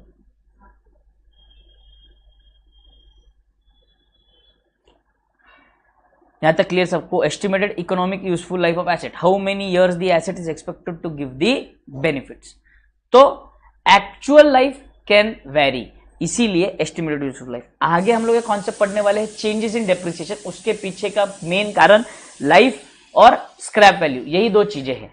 लाइफ और स्क्रैप वैल्यू, यही दो चीजें हैं जो उसके ऊपर डिपेंड करने वाली है। जो चेंज आएगा, चेंज इन डेप्रिसिएशन आएगा। ठीक है, एस्टिमेटेड यूजफुल लाइफ। तो देखो कैसे होता है ना, बेसिकली अगर हम देखेंगे तो बॉयज की गाड़ी जो है, बॉयज अगर जो गाड़ी यूज करते हैं तो 3 से 4 साल में कबाड़ा कर देते हैं। 3 से 4 साल में कबाड़ा कर देते हैं, जैसे एकदम धूम की तरह। कभी आमिर खान की पिक्चर देख के आ जाएंगे, कभी वो अभिषेक बच्चन की पिक्चर देख के आ जाएंगे। बुरी तरह से गाड़ी चढ़ा रहे, कभी फुटपाथ पे चढ़ा रहे, कभी डिवाइडर पे चढ़ा रहे, कभी छत पे चढ़ा रहे, कभी गटर में डाल रहे, कभी नाले में डाल रहे, कभी अंडरग्राउंड जा रहे, कुछ भी कर रहे गाड़ियों के साथ। बाबा बाबा बाबा स्टंट करते हैं, अलग से स्टंट मेनिया का पागलपन है। कोई गाड़ी आगे से उड़ाता है, कोई पीछे से उड़ाता है, कोई दोनों चक्के उड़ाता है, अजीब अजीब हरकतें करते हैं। बराबर है। लाइफ कैसे डिसाइड करेंगे सोहन? इसीलिए वहां पर लिखा हुआ है एस्टिमेटेड यूजफुल लाइफ। आप अंदाजा तो लगा ही सकते हो ना कि इतने साल तो चलेगा, अंदाजा लगाया जाता है उसका, एस्टिमेटेड। ठीक है, तो ये हुआ बॉयज का तरीका। गर्ल्स का तरीका, गर्ल्स का तरीका भाई साहब, ये रास्ता है, यहां से लेफ्ट टर्न है, लड़कियां यहां से जाते जाते 1 किलोमीटर पहले ही अपनी दोनों टांगे नीचे छोड़ देती है गाड़ी, एकदम धीरे से, हल्के से, एकदम धीरे धीरे धीरे धीरे चलाएंगे, यहीं पे टांगे छोड़ देती नीचे, गाड़ी पे से टांग नीचे रख देते हैं। अभी 1 किलोमीटर आगे जाके लेफ्ट टर्न है, दीदी ने अभी इंडिकेटर दे दिया लेफ्ट टर्न का, ताकि अभी से कोई लेफ्ट में ना जाए उसके। सिंपल। तो गाड़ी अब बची रहेगी क्या? टिकी रहेगी। इनकी गाड़ी 8-8 साल 10-10 साल तक बढ़िया से चलती है, कोई दिक्कत नहीं आती, कोई दिक्कत नहीं आती। क्योंकि ये लोग जल्दी, बॉयज तो क्या है, सीधे पहाड़ों पे चढ़ा देते हैं, डिवाइडर को ठोकेंगे, गाड़ी दूसरी गाड़ी को ठोकेंगे, इसको उसको ठोकेंगे। गर्ल्स होशियार है, ये जाके सीधे जो चलता हुआ इंसान है उसको ठोक देते या तो साइकिल को ठोक देते, क्योंकि जहां तक गाड़ी को डैमेज नहीं होता। अपने डैमेज ऐसे रहते, बॉयज के डैमेज तो ऐसे रहते कि डायरेक्ट गाड़ी का बड़ा, गाड़ी का बड़ा। गर्ल्स सामने लेके साइकिल या तो उस इंसान का कबाड़ा कर देती है। बात ये है, समझ में आया? अब समझ में आया?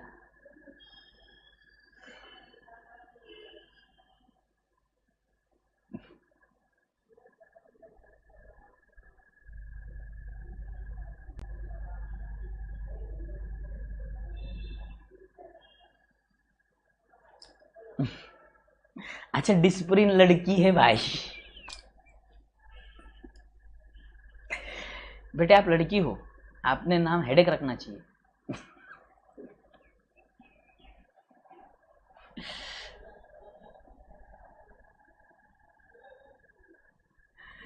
क्लियर है कि यहाँ तक मजाक चल रहा, रोने का नहीं। घर पे जाके नहीं तो मम्मी को बोलेंगे, मम्मी देखो सर हमारे बारे में कैसे कैसे बोल रहे।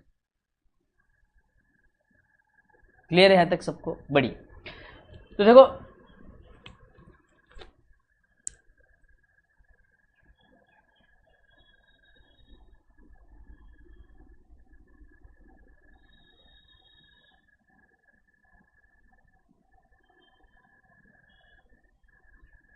ठीक है, अब ध्यान से सुनेंगे। सोहन के मन की शंका दूरी नहीं हो रही है। डिसाइड कैसे करेंगे, डिसाइड कैसे करेंगे, डिसाइड कैसे करेंगे? भाई साहब डिसाइड करने किसने कहा है आपको? किसने बोला है कि आपको डिसीजन, अभी फाइनल डिसीजन चाहिए? वही तो बोल रहा हूं मैं, नाम में दिया हुआ है estimated useful life. Estimated useful life. आपको अपने आप के बारे में पता है कि आप गाड़ी कैसे यूज करते हो, कैसे चलाते हो, तो सिंपल है, उसके बेसिस पर हम डिसाइड करेंगे कि भाई 5-8 साल तो गाड़ी चलेगी, उसके बाद आगे की सिचुएशन जो आएगी तब आएगी। अब किसको पता है? मैंने तो सोच लिया 5 साल बाद आएगा, कोई मशीन है 5 साल बाद चलेगी, बट मेरे एरिया में पावर फ्लक्चुएशन इतना है कि वो साल भर में वो मशीन ही ब्रेक डाउन हो गई, खराब हो गई मशीन, क्या करूंगा मैं? एस्टिमेशन नाम की चीज रहती है ना। आसपास आस पड़ोस में कभी तो देखा होगा कि भाई बाजू वाले आंटी ने मिक्सर खरीदा है, तो कितने साल पुराना मिक्सर है, भैया ने, बाजू वाले भैया ने, ये भैया ने भी गाड़ी खरीदी, ये भैया ने भी गाड़ी खरीदी, ये भैया ने भाई 5 साल में कबाड़ा कर दी, ये भैया ने 10 साल चला दी, तो मतलब आप अंदाजा लगाते हो कि 7-8 साल तक तो चलेगी भाई साहब ऑन एन एवरेज। भाई तो कह रहा हूं अंदाजा ही लगेंगे। फ्यूचर को कौन प्रेडिक्ट कर सकता है? फ्यूचर को कौन प्रेडिक्ट कर सकता हो? तुम बोल सकते हो कि सर मैं 60 साल तक जीऊंगा, 70 तक जीऊंगा, 90 तक जीऊंगा, नहीं। किसको पता कि मेरी उम्र खुद की 60 मिनट की हो तो, 60 साल की उम्र ना हो तो? Who can predict the future? No one can predict the future. तो वहां पे एस्टिमेशन पे चलता है ना भाई साहब, एस्टिमेशन, अंदाजा है। क्लियर है यहां तक सबको? 100%। I hope everyone clear till here.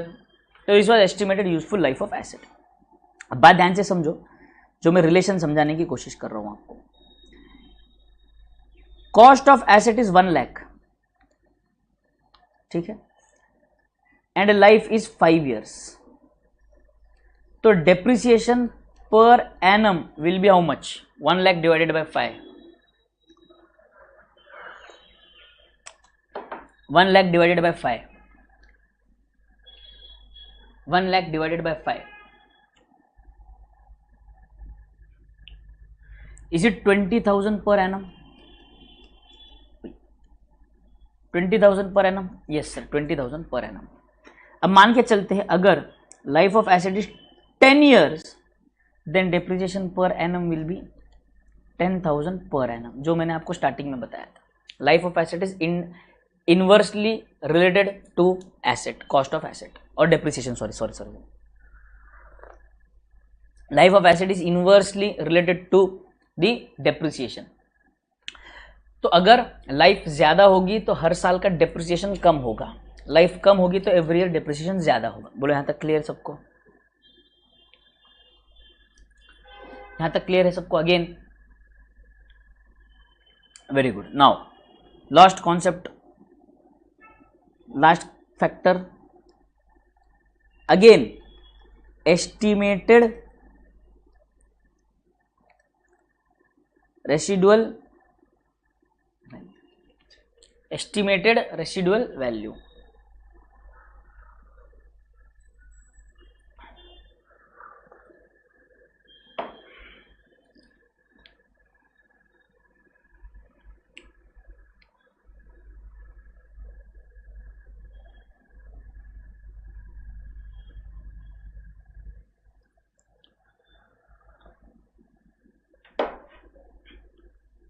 Twelfth में भी था। अच्छा, ट्वेल्थ में था तो बताओ मुझे, इतना अच्छे से पढ़ाया था किसी ने तुमको? इतने अच्छे से हुआ था क्या कॉन्सेप्ट? बताओ। हाँ, ये लिखना है ना, ये लिखो, ये लिखो, लिखो जल्दी। Residual derived from the word residue. Residue मतलब बचा कुचा, बचा हुआ।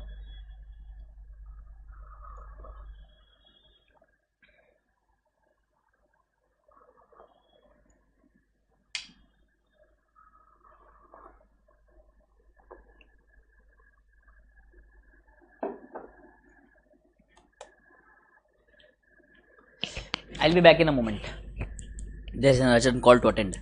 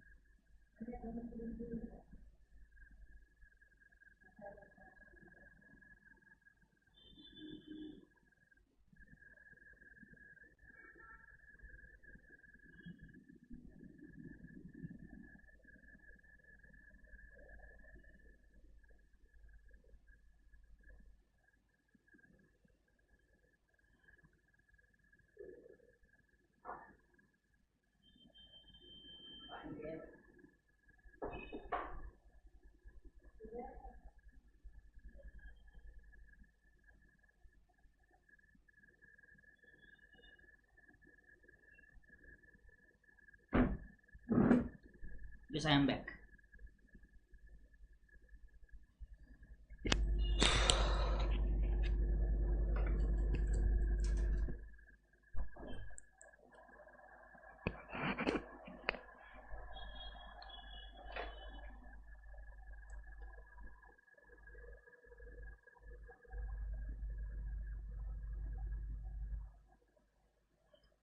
चलो बोलो, यहाँ तक डन क्या एवरीबॉडी?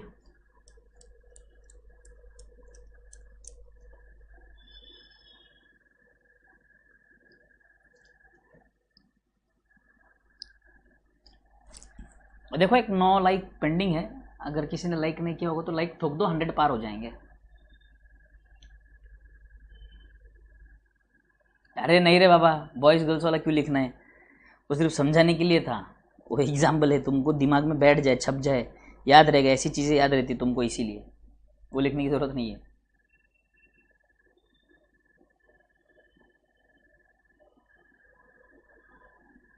अरे मार देगी वो मुझे, उसको नहीं सुनाऊंगा ये लेक्चर। अगर उसको सुना दूंगा ना लेक्चर तो बोली अगली बार से गाड़ी आप ही चलाना, मुझे कहीं पे भी जाना होगा तो आप ही लेके चलना, आप ही लेके आना, ड्राइवर बना देगी उनको।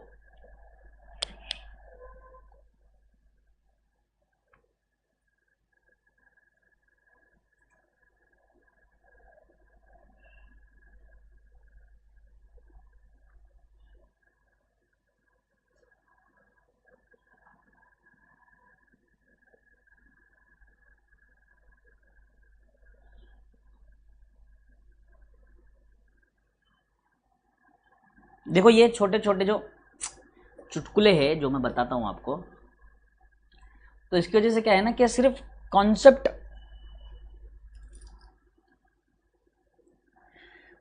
जो है ना, कॉन्सेप्ट दिमाग में बैठ जाता है, बस लिंक हो जाता है कॉन्सेप्ट।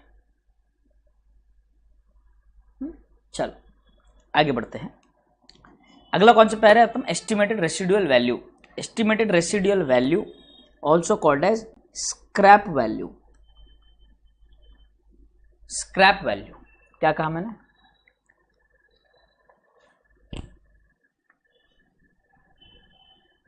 Scrap value. अब ध्यान से सुनो, स्क्रैप वैल्यू की बात चल रही। स्क्रैप वैल्यू का मतलब क्या? स्क्रैप वैल्यू का मतलब क्या? Estimated amount to be realized on sale of the asset after its estimated useful life. After its estimated useful life.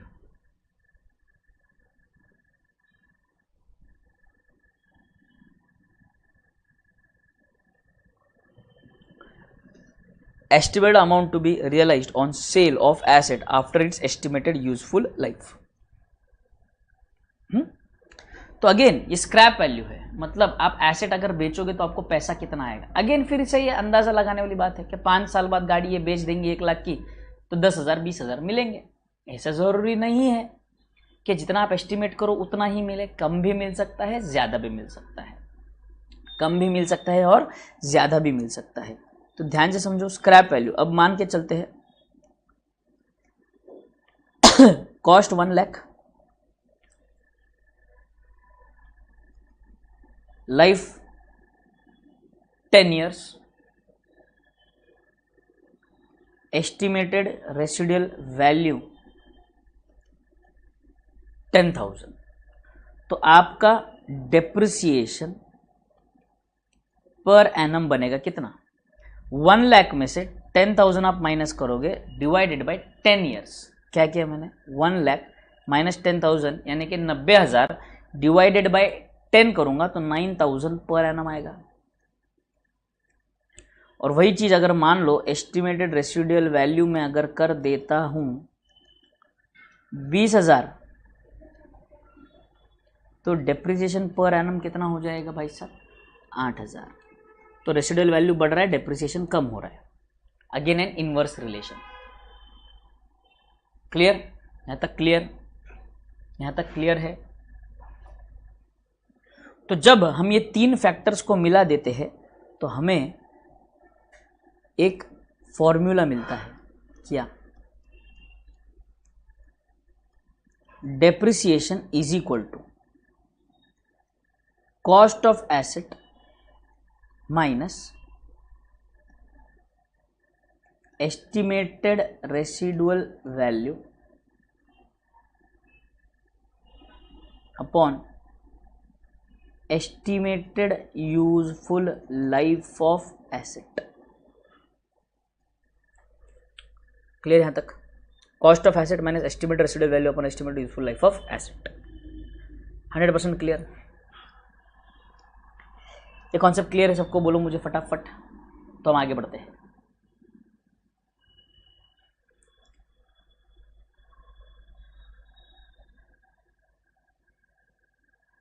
अब ध्यान से सुनना है एक और बात।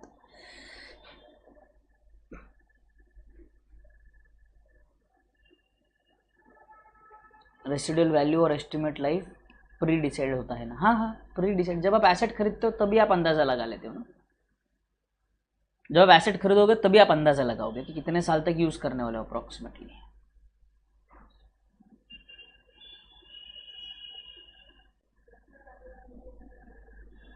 क्लियर है? बढ़िया। नाउ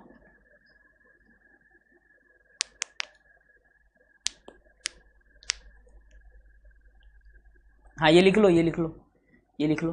ये लिखा नहीं होगा तो ये लिख लो। यहां से आगे नया कॉन्सेप्ट है, ये लिख लो। पहले कंप्लीट कर लो इसको तो आगे बढ़ते हैं।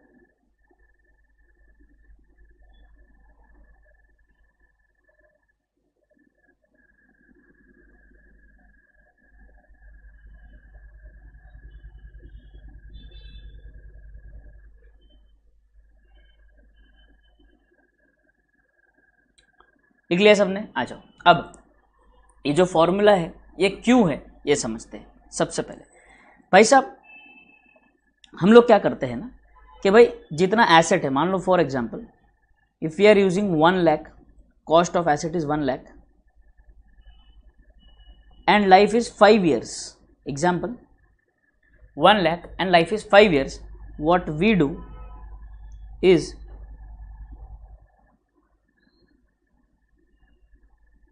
वन लाख के कॉस्ट को हम बाइफरकेट कर देते हैं 5 साल के ऊपर।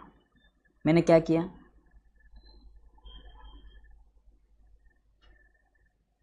बराबर। तो डिप्रेशन में अगर मैं कहूं cost of asset is bifurcated, spread, amortized over its life। तो वो एसेट आपका अंदाजा आप लगाते हो कि कितने साल चलेगा, उतने साल पर उसका जो वैल्यू है उसका वैल्यू स्प्रेड कर देते हो।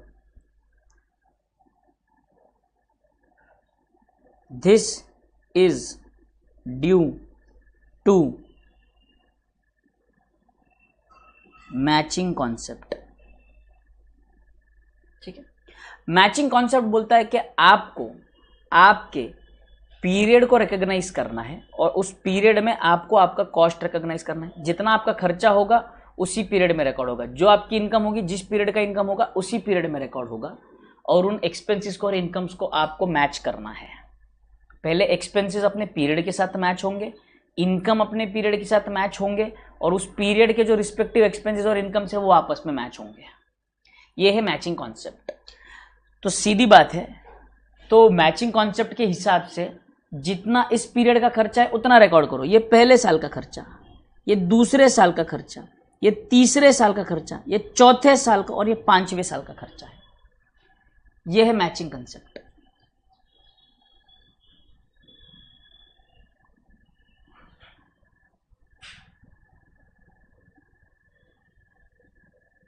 बेटे सोहन, ऐसा नहीं है कि वो उसके एस्टिमेटेड लाइफ से ज़्यादा चल ही नहीं सकता, ऐसे नहीं हो सकता।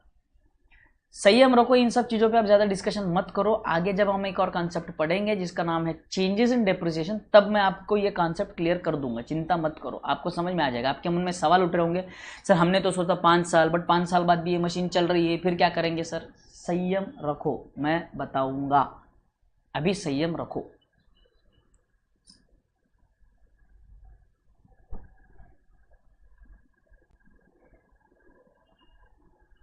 क्लियर है यहाँ तक सबको? पर डेप्रिसिएशन जो इसका मतलब चार्ज होता है, वो किसकी वजह से चार्ज होता है? मैचिंग कॉन्सेप्ट की वजह से चार्ज होता है। बोलो कितने लोगों को पता था? ये 11th-12th में पढ़े हैं डेप्रिसिएशन। तरुण जी 92-95 मारे हुए हैं, बताइए।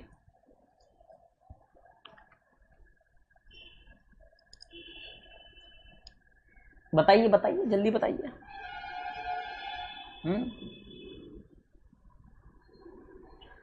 क्लियर है यहाँ तक सबको? तो डेप्रिसिएशन का मतलब क्या है भाई साहब? ध्यान से समझो। डेप्रिसिएशन को अगर सीधी सरल भाषा में बोलूँ, सबसे पहले अगर मैं बात करूँ तो डेप्रिसिएशन का मतलब एसेट का वैल्यू का कम होना, एसेट की वैल्यू का कम होना। उसके कॉजेज हमने देखे, जो आपका होमवर्क है आज लिखना है आपको। उसके बाद मैंने आपको बताया there are 3 factors: cost of asset, estimated useful life, estimated residual value. Cost का मतलब होता है जितना भी आप खर्चा करने वाले एसेट के ऊपर सारी चीजें ऐड होगी। Purchase price, direct cost attributable exclusively for the use of the use for making it ready to use, फिर आपका डिसमेंटलिंग का खर्चा, आपका non refundable duties and taxes, बराबर। एस्टिमेटेड लाइफ का मतलब आप अंदाजा लगाते हो कि ये मशीन या कोई एसेट जो है कितने साल तक चलेगी। एस्टिमेटेड रेसिडुअल वैल्यू और स्क्रैप वैल्यू का मतलब होता है, एस्टिमेटेड रेसिडुअल वैल्यू और स्क्रैप वैल्यू का मतलब होता है कि भाई साहब इसकी जब लाइफ खत्म हो जाएगी एसेट की तो कितने में बिकेगी, कितना पैसा रिकवर होगा। सीधी बात है। तो सीधी बात है, 1 लाख रुपए का मेरा एसेट है, उसमें से 20,000 रुपए मेरा क्या है, उसमें से 20,000 रुपए मेरा रेसिडुअल वैल्यू है। तो वो जो 80,000 रुपए बचे, उतना ही वैल्यू डेप्रिशिएट होने वाला है, क्योंकि नेट मेरा खर्चा उतना ही है। मेरा नेट खर्चा 80,000 ही है, क्योंकि 1 लाख में से 20,000 रिकवर हो रहे हैं, तो 80,000 मेरा नेट एक्सपेंस है। तो मेरा नेट एक्सपेंस अगर 80,000 रुपए है तो 80,000 is the recoverable value, also called as depreciable value, जितना वैल्यू डेप्रिशिएट होगा, दैट्स इट। क्लियर है यहां तक सबको? तो हम क्या करते हैं, जो कॉस्ट है, जितना अपना कॉस्ट है, बात समझो बेटा, जितना अपना कॉस्ट है उतना अपन 5 साल पे बाइफरकेट कर रहे हैं। 5 साल पे, यानी कि उसके लाइफ पे बाइफरकेट कर रहे हैं, उसके लाइफ पे स्प्रेड कर रहे हैं, उस लाइफ पर अमोर्टाइज कर रहे हैं, स्प्रेड कर रहे हैं। बोलो समझ में आया सबको? सिंपल है यहां तक। अब ध्यान से सुनना है मेरी बात, अब ध्यान से सुनना है। एक और बात, जीजी लिखेंगे, जीजी वेरी इंपॉर्टेंट, ये ट्रू फॉल्स में क्वेश्चन पूछा जाता है। डेप्रिशिएबल वैल्यू क्या होता है? Depreciable value is the cost of asset minus estimated residual value.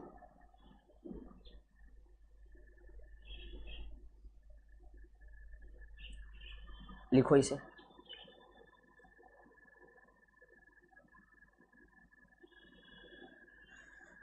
Depreciable value का मतलब क्या भाई? 1 लाख का मेरा एसेट है, उसमें से 20,000 रिकवर होने वाले हैं, तो मैं सिर्फ 80,000 डिप्रिशिएट करूंगा, क्योंकि मेरा नेट खर्चा 80,000 ही है, बाद में 20,000 रिकवर होने वाले हैं।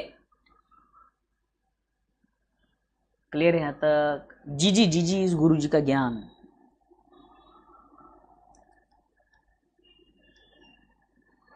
ऊपर टॉप मार्जिन में लिखेंगे इस चीज को अपन, ऊपर टॉप मार्जिन में लिखेंगे। जीजी हमेशा, जब भी मैं जीजी लिखवाता हूँ वो टॉप मार्जिन में लिखा जाएगा। कहाँ लिखा जाएगा? टॉप मार्जिन में लिखा जाएगा। बोलो क्लियर है यहां तक?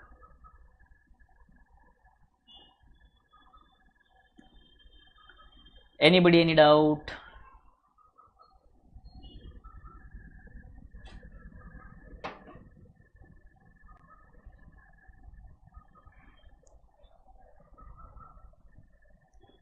ठीक है, चलो। फिर नेक्स्ट कॉन्सेप्ट है मेथड्स ऑफ डेप्रिसिएशन। आज का जितना मैंने आपको पढ़ाया है इतना आपको घर पे रिवाइज करना है, घर पे बैठ के रिवाइज करना है। जो होमवर्क मैंने दिया था आपको लिखने के लिए उतना आपको लिखना है, ठीक है? तो for today will stop the lecture over here. We will be meeting tomorrow at the same time at 8 o'clock in the morning, ठीक है? स्ट्रेट लाइन WDV के अलावा और भी मेथड्स है, सब बताऊंगा, संयम रखो। Everybody clear? Thank you everyone, will be meeting tomorrow. Till then take care, bye bye, enjoy. 4 like बच्चे, अगर कोई 4 लाइक ठोक दे तो काम हो जाएगा, 100 हो जाएंगे। देखो दुआएं लगेगी गरीब की।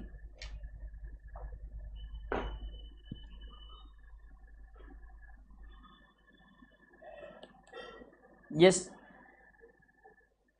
we'll be meeting tomorrow. Bye bye. Do like the video, share with your friends as much as possible. जितना हो सकता है उतना आप शेयर करो आपके दोस्तों के साथ। और लेक्चर के बाद कमेंट करना मत भूलना भाई साहब, दिल को छू जाती है बातें आपके कमेंट सेक्शन वाली। चलो 100 पार, I am going, bye bye, फिर मिलेंगे। Thank you everyone, enjoy everyone, bye bye.